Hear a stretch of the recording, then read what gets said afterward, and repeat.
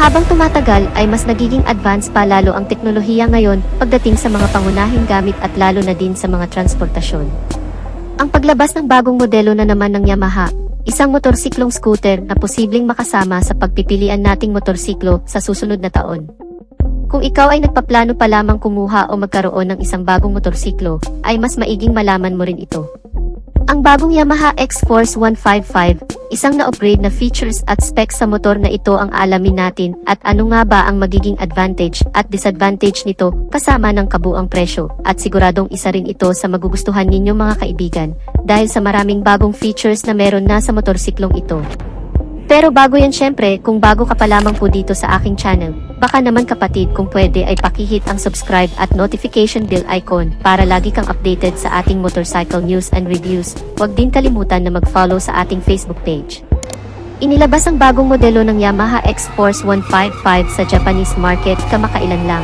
Ang pagsibol ng makabagong henerasyon ng isang motorsiklo na kung saan ay ipinapakilala na may makabagong youthful design na kalakip ay makabagong features na para sa mga kabataan ngayon.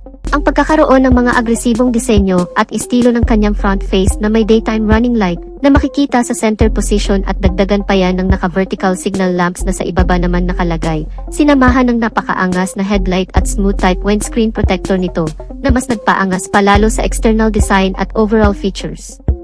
At ang pagiging convenient naman ito ay hindi rin nawawala sa pagkakaroon naman ng flat footboard o gulay board na tinatawag. Unlike kasi sa ibang unit ng Yamaha, tulad na lamang ng Yamaha Aerox, Yamaha NMAX na may central spine na lagayan ng gasolina, so ang kagandahan naman ng motorsiklong ito ay magkakaroon ka pa ng space na pwedeng paglagyan ng mga gamit o bagay na hindi nakasya sa kanyang compartment storage, at samahan pa yan ng comfortable seats platform na may makapal na foam na parang nakaka-relax namang tingnan. At ang rear portion naman nito makikita ang compact LED na tail light nito na may pagka-modern looks na, at sa pamamagitan nito ay lumalabas ang pagiging premium at pagiging elegante ng motorsiklong ito. Naka-halogen bulb naman ang iba pang mga ilaw nito, kagaya ng sa headlight, daytime running light, position light at turn signal lights.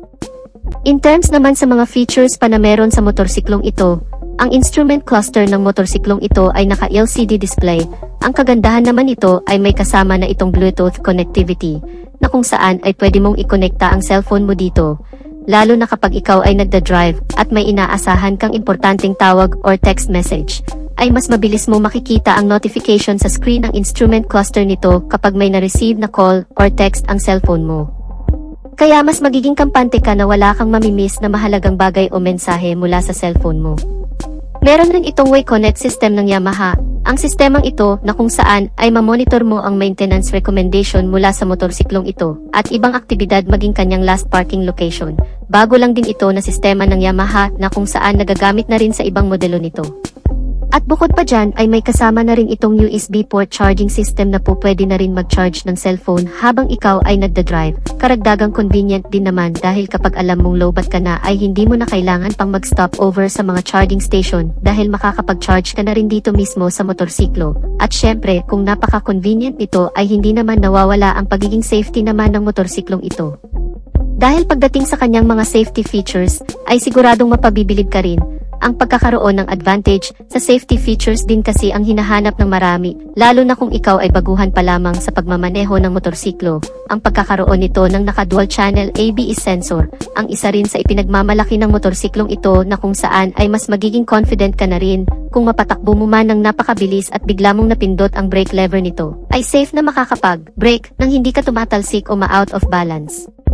At hindi lang yun, isa pang karagdagang sa safety features nito ay ang traction control system naman. Tama po kayo nang naririnig, ang motorsiklong ito ay equipped na din sa makabagong safety features na ito, na kung saan ay magagamit mo naman sa mga kurbadang kalsada, madudulas at matubig na lugar, o kaya naman sa malulubak, dahil sa pamamagitan nito ay may iwasan ang pagkadulas o pagkasemplang dahil binabalansin ito ang ikot ng dalawang gulong sa harap at sa likod. Kaya mas magiging panatag ka pa habang ikaw ay naglulong ride. At speaking sa long ride mga kaibigan, ay talagang mapapakinabangan mo rin dahil ang motorsiklong ito pagdating sa kanyang makina ay powered by 155 cubic centimeter na displacement capacity with single cylinder, naka 4-stroke with single overhead cam, at naka 4 valves na rin ang buong makina nito na mas tumatagal naman sa napakahabang biyahe dahil ang cooling system nito ay naka liquid cool type na.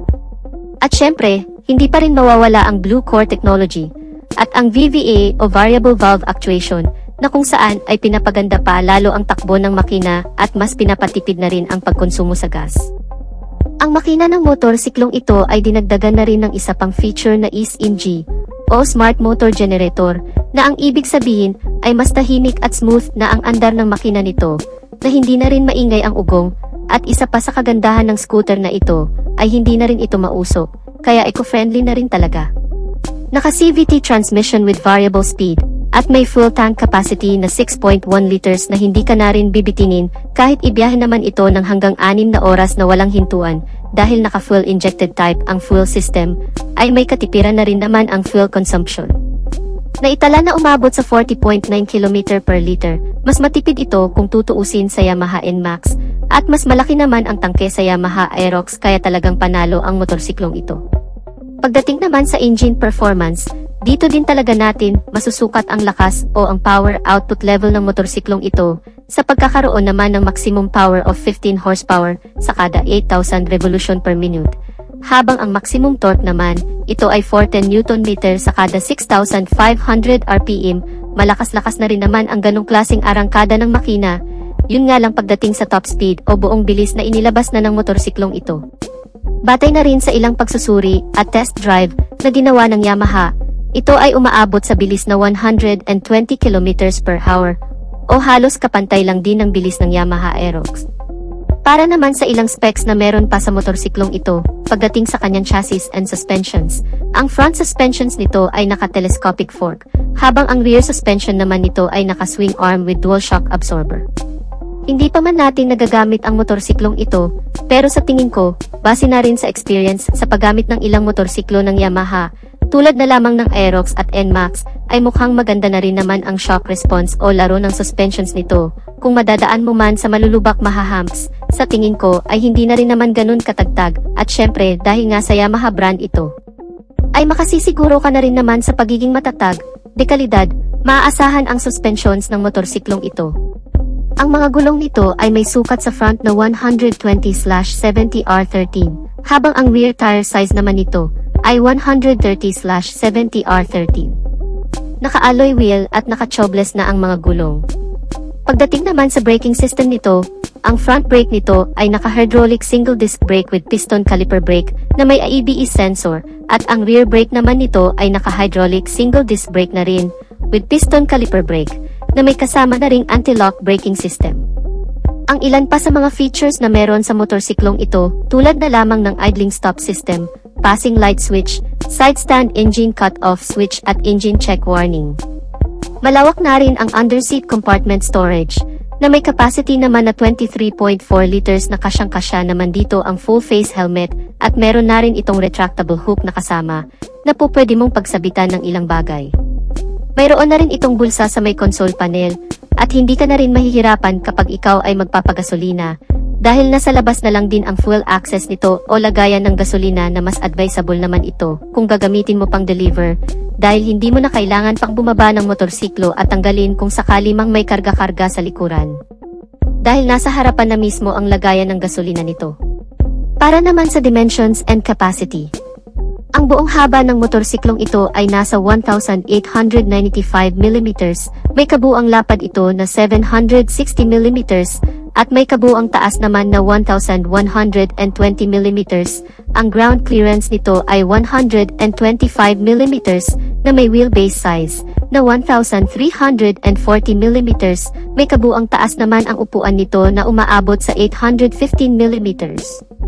Medyo may kataasan, kaya siguro ang tansya ko dito ay kakayanin itong abutin ng hanggang sa 5'3" pataas, so challenging na lang siguro kapag hindi umabot ang height mo dito.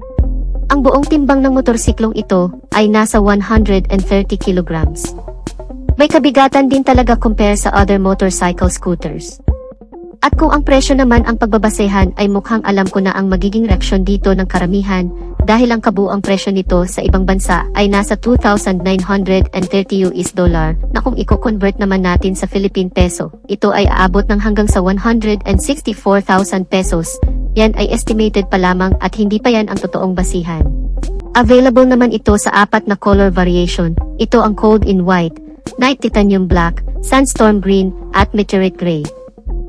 Sa totoo lang mga kamoto, ito ay inilabas pa lamang talaga sa bansang India, bansang Taiwan, at sa bansang Japan, at sana ay dadalhin na rin sa ibang bansa pa sa Asia.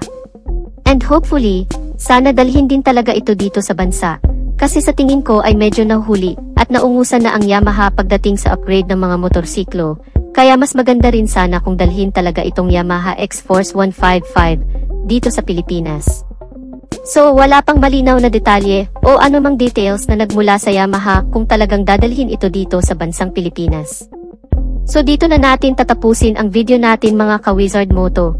Sana nagustuhan ninyo ang video, at kung nagustuhan nyo ay pakipindot ang like button bilang suporta na rin sa ating channel, at sa mga hindi pa nakasubscribe ay inaanyayahan ko kayo kapatid na mag-subscribe sa aking channel, para lagi tayong updated sa mga videos na i-upload ko pa. Maraming salamat sa walang sawang pagsuporta. Ride safe and God bless.